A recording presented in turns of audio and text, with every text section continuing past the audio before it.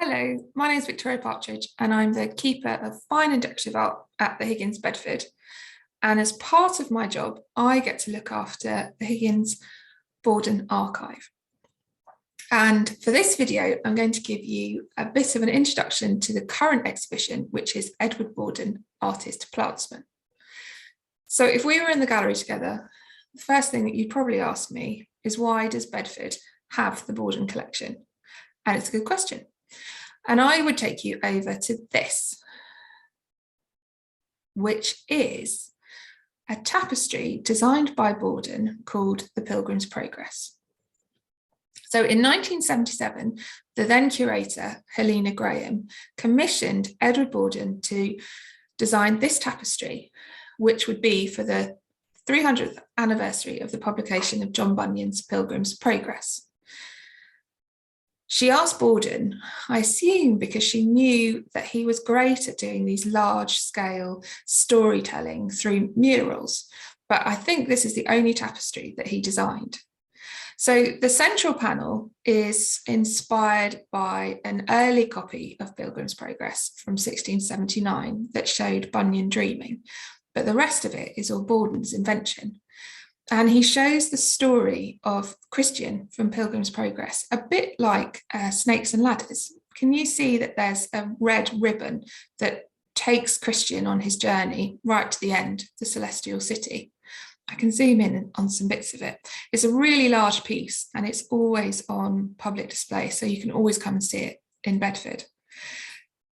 So you follow in the brown suit Christian as he goes on his journey, and Christian in it is sort of like an everyman figure, but in typical Bawden style, the animals, you can see that he's having more fun with them and they've got more personality. So you see the sort of sad lions, and then down at the bottom right, and you see a knight killing, I don't know if it's a dragon or some sort of monster, and he's got kind of like a sigh on his face, which is very typical Bawden humour in these kind of things.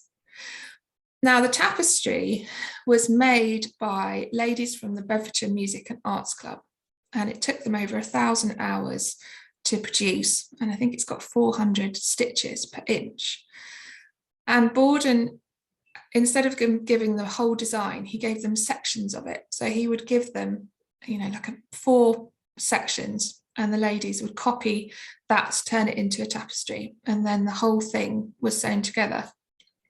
So it was a long process, and over time Bawden became good friends with Helena Graham, and he decided that he would like to leave his archive, so it's sort of a lifelong collection of his work, to Bedford. And he could have left it anywhere really. I'm sure someone like the Tate or the V&A would like it, but he felt that if he left it to one of those big organisations, then it would be an archive amongst archives. But if he left it to Bedford, then maybe we'd be able to do something a bit special with it.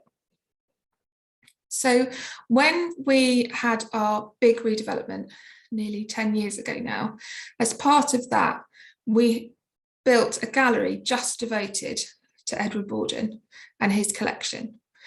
And you can see here that we store most of the Bawdens, apart from the really big ones, in this gallery. And there's lots to see in it. There's pull-out drawers, which have more things in them. And we have changing exhibitions that we change yearly on different themes so that we get different pieces out of the archive out. Because the archive's really big, it's about 3,000 works, and it covers nearly everything that Bawden produced. The only thing we don't have is works that he made as a war artist, because those automatically go to the Imperial War Museum. But we have posters for London Underground, we have his lino cuts, we have ceramics that he made for Wedgwood, we have advertising material for Fortnum and Mason and Twinings and Shell. We've got watercolours. It's an absolutely amazing collection.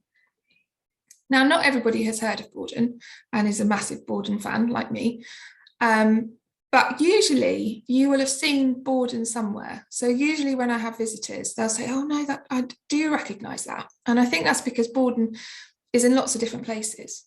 So you might have seen his designs for things like the Ealing Studios. He designed posters for a couple of their films, including this one, The Titfield Thunderbolt, which I truly recommend. It's a very good film. And he produced the poster and the advertising material. And then when a DVD came out a few years ago, the poster was on the front cover. So you might have seen it whilst you're shopping. You might have seen his wallpapers. You might be even lucky enough to have his wallpaper in your house. I know that I've seen it in lots of all the fancy interior magazines, because it's really got a resurgence of popularity. You might have seen his works on Christmas cards. This was a Christmas card design from 1956, and it was reprinted again. I think this one was by the Royal Academy, so that you could buy it as Christmas cards. And this is typical again of Bawden's humour. You can see this little bit up here, which is someone pouring slop over the carol singers below. Also, you get cats everywhere. You can always spot cats in Bawden's work. So you can see the cat at the top left holding a candle, and again mirrored over on the right here. If you're really lucky, you might have gone into a secondhand bookshop and found one of the covers that Bawden designed. And Bawden did hundreds of book illustrations and cover designs. This is one of my favourites. This is The Victim by Saul Bellow.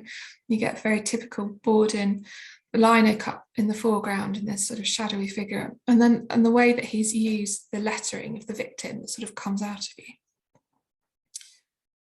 Or you might be even luckier and get to go to the beauty department of Fortnum & Mason, where you can see his designs reused as a screen. So up at the top right, you can see this work, which was part of Bawden's designs for advertising material for Fortnum & Mason. He worked for them before the Second World War and after. And Fortnum & Mason used to have these beautiful little catalogues that they'd send out with all their wares in it. And this was a catalogue for Valentine's Day, shaped in a heart with a little poem on the outside of it. And then when you looked inside of it, it's all the things that you'd buy for your loved one. And now Fortnum & Mason have reused it as a screen. So you can see his work lots of places, and I'm sure you have. But Bedford is a really good place to see Bawden's work. And I was going to tell you a little bit about the current exhibition, which is Artist Plantsman, and just show you some of the works that are in the exhibition. So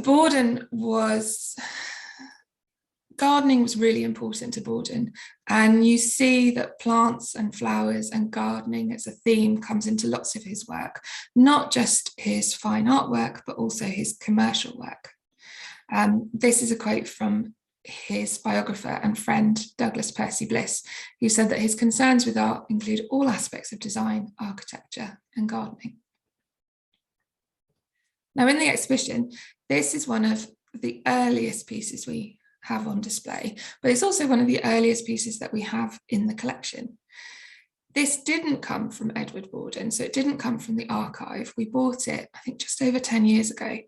And we really had to have it because not only is it a very early piece, it also shows Bawden's lifelong love of the Botanic Gardens at Kew. It's also in an earlier style that most people who know Bawden wouldn't be expecting. So this is when he's a student in 1923. He was a student at the Royal College of Art.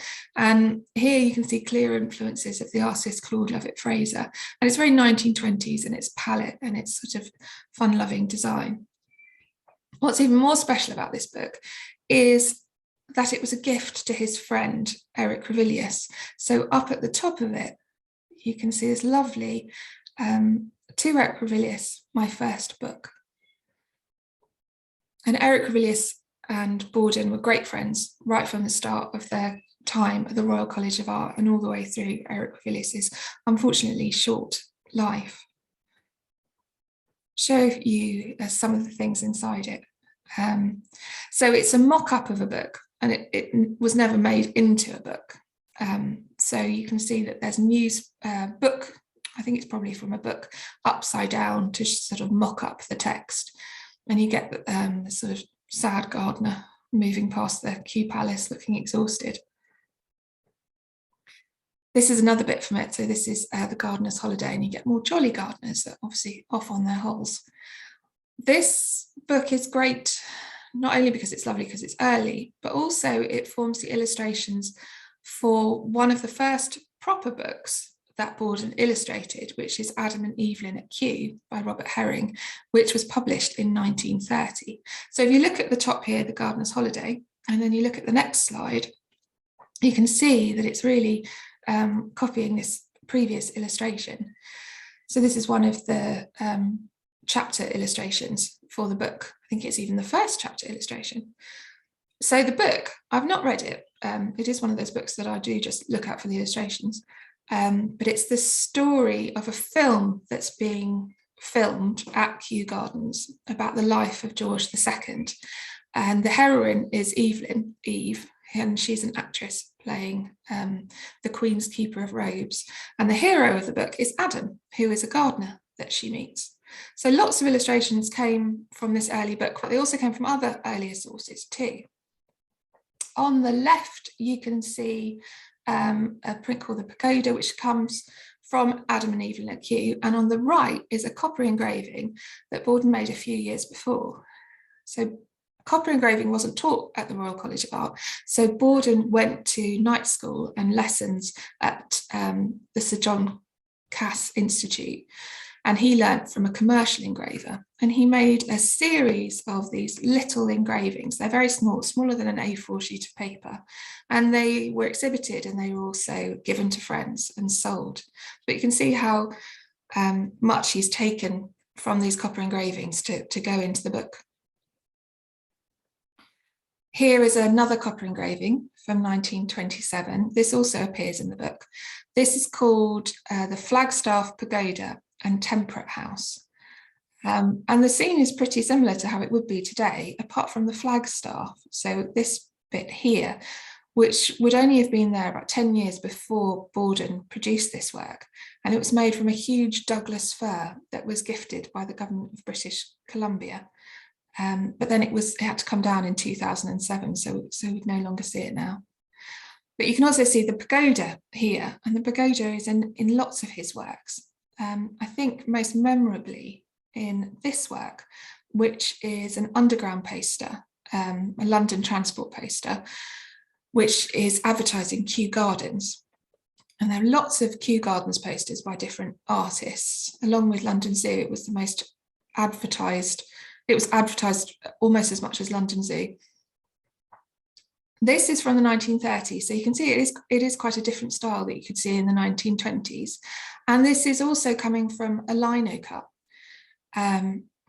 which is clever in lots of ways. I mean, Bawden is known as master of the lino cut, and we'll have a look at some of his lino cuts in a second. But lino cuts were really slow to print, so you couldn't really use them for things like this, which were mass produced. So he had been working at a place called the Cohen Press, which was a commercial press, but that it worked with artists like Paul Nash and Eric Revilius. And those artists would do different things. So they'd do book illustrations, they'd do posters, they could do illustrations at the top of receipts. So it was a great way for artists to be able to support themselves by producing works for lots of different things. But the Cohen Press had figured out a way of turning Bawden's lino cuts into lithographs. So lithographs can be printed very quickly, so mass produced. And that's what they've done here in turning Bawden's lino cut into a lithographic poster that would have been all around the London Underground network. Bawden, because he's brilliant, had been working for London Underground since he was a student, which is amazing to think of, really. The Underground posters were hugely popular. Bawden himself had even bought underground posters to put in his bedsit, and to think that he was being employed when he was a student. So in our collection, we have quite a few. We have this one from the 1930s, but we also have earlier ones as well, which are more illustrative, I suppose, very much in that 1920s style. But I think this one is one of the most popular. Also, you can see the sort of the joke of that the pagoda is so tall that they've had to cut off the top of it. And also that he is concentrating on the flora and fauna of Kew. So you have this amazing mallard duck with the almost hypnotizing eye in the centre. But the pagoda wasn't the only place in Kew that Bawden was obviously attached to. Also the Palm House. So you can see it on the left again in 1923 in his guide that he gave to Eric Revilius. And then a few years later in 1930, he's cut it off so he has half of it. And then he's got these giant gunnerers, which we'll see again, that grow every year at Kew. And then 30 years later, so in 1963, he's back again using the Palm House as his inspiration. This is for a very large lino cut that is in the exhibition. The only real difference here is you've still got the gunneries, but then you've got this sculpture that's in the middle that was only put in 1963. It had been moved from Windsor Castle. But it shows Bawden's love of Kew, but it also shows his love of Victorian architecture. In the 1960s, you see this in several of his prints, like the 6 London Market series, where he's focusing on cast iron buildings. Also in the Coal Exchange, which was this huge cast iron rotunda building, which was sadly pulled down. So he was concentrating in the 60s at a time when Victorian architecture wasn't appreciated, and at a time when lots of these iconic buildings were being pulled down. Now, the printing process of this work is different to other lino cuts in the exhibition because it's really large. I think you can see it behind my head actually, because I've got the background. So you can see how big it is compared to other works in the exhibition. It's about 1.30 meters wide, and it wasn't going to fit in any press, so any press that Bawden had at home. So the way that he would print these large lino cuts is by foot. So he would ink up a block, lay paper over the top of it, and then he or his assistant would have to shuffle over it until they'd got ink on every part of the paper. And then the piece of paper would have to be dried until they could put the next colour on, and this would go over and over again. So it was a real physical activity to print these large prints, especially when they can be in quite large editions. So they can go up to editions of about 75. So that's 75 prints that have to be shuffled over. Now, as well as the large gardens at Kew, we also in the exhibition have gardens from Bawden's childhood and his own garden. This is another of the copper engravings. This is Mount Pleasant Road, which was the affectionate name for Bawden's childhood home, which was on Woodfield Road in Braintree in Essex. This is where he grew up. He went to Braintree High School. His father owned a local ironmonger's. And this is the back gardens of the houses, and he's included his parents in it. So if I click here, you can see he has his mother relaxing in a hammock and his father stoking a fire. Another copper engraving shows another of Bawden's gardens. This is 58 Redcliffe Road, which was where he shared lodgings with Eric Revilius. And he called this road the homes and manure beds of genius, because there were other artists like Douglas Percy Bliss and Henry Moore and Cecilia Dunbar Kilburn, Phyllis Dodd, all who lived in this road and all who were studying at the Royal College of Art. You can do cat spotting in this as well. You see the cat over here walking down. But I think his interest is this little cat, looking very proud and full of herself, sitting on the wall.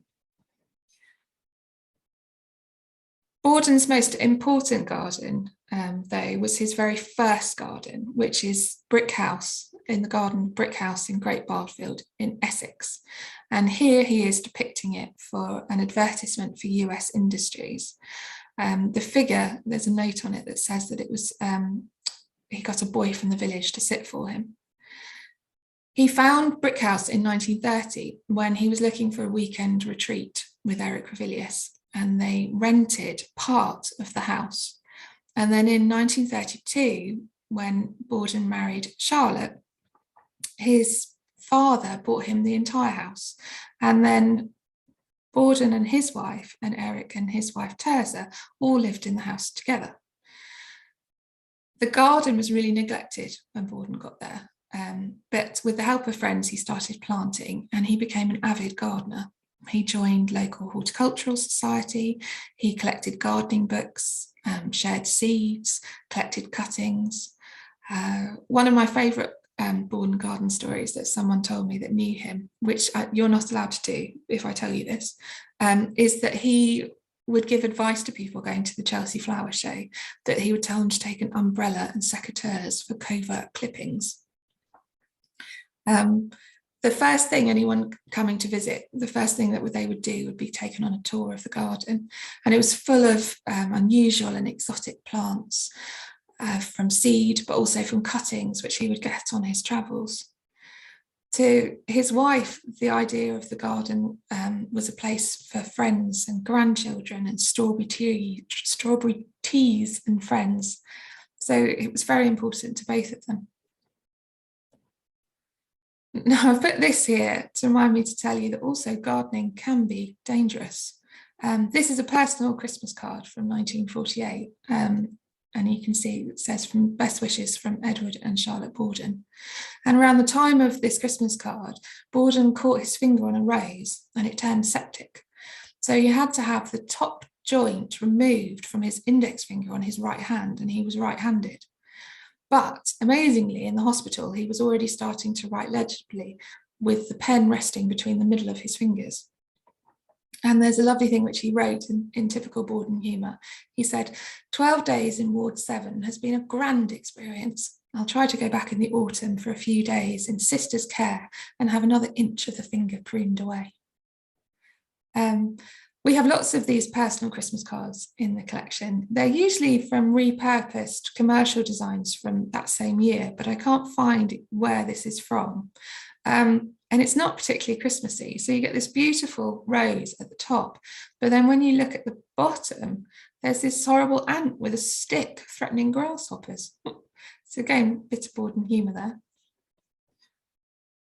This work is another lino cut in the exhibition, and it has recognisable buildings from Great Bardfield in the background.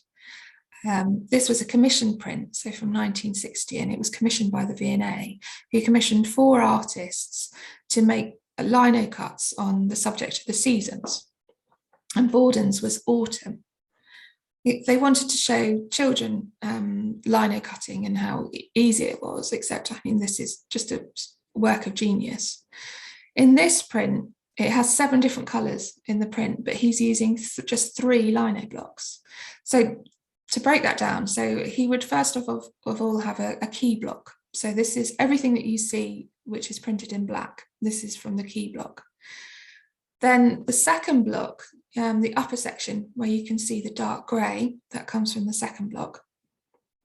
And then the third block is the lower section. So the light green that you can see on the plants and the kind of greyish colour which you get on the gardener's clothes.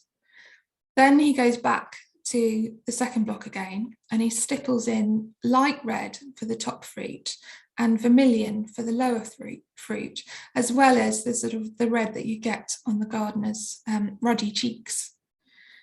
For the V&A one, he produces 10 colours from the 3 blocks, and I believe they've got the separations. So the separations or proofs toured the schools so people could see how the work that's involved in this. I think you can see them on the V&A website, so it's worth having a look. This is Bawden's last garden. So in 1970, he moved to Saffron Walden after the death of his wife, Charlotte. And this is him on a bench that had been in Great Bardfield and then came with him to Saffron Walden. You can see the bench. We have it in the collection. We have it just outside the Bawden Gallery because it's a Bawden designed bench. It's got a spider's web design on the back of it. There was a set, so we have the bench, but there were chairs and a table that you could have. And they were sold, they were made by Bilston, and they were sold through Harrods. But Bawden said that as a venture that it failed. But once they stopped being sold in Harrods, then they became sort of unobtainable and people really wanted them. So now they're massive collector's items. They're very heavy. I mean, we've had to shift it quite a few times over the years. And also they have a bit of a problem in that they're a bit top heavy as well. So I think if you sat in it, not that we do, that there might be a problem with it tipping backwards. Saffron Walden, he brought the garden inside as well. So this is a photograph of one of the bedrooms in Saffron Walden. I think it may even be his bedroom. These photographs were taken by a photographer called Roy Hammonds, who was commissioned, I think, by the Fry Gallery to take photographs of the house after Bawden had died, because the house was fascinating in that it was full of treasures and also full of Bawden's wallpaper designs. So this is one of his wallpaper designs from the 1920s, and it's called Conservatory. And we also have it in the exhibition. We also have it on a wall in the gallery as well. These 1920s wallpapers, again, they were printed at the Cohen Press, and they were printed at a time when wallpaper wasn't really that popular. People were more into sort of porridgey wallpaper, like creams and oatmeal type wallpaper. And if you wanted to get beautiful wallpaper, then you had to get it from the continent. But these wallpapers are not only odd because it wasn't a popular thing to do, but also that they were never that popular. Now they're very popular and people love to have Bawden on their walls. But the problem with them is that they weren't printed as rolls. They were printed as the sheet that you see here. So when you come to Bedford, you'll see that we've got a sheet of this wallpaper as it was sold in the exhibition.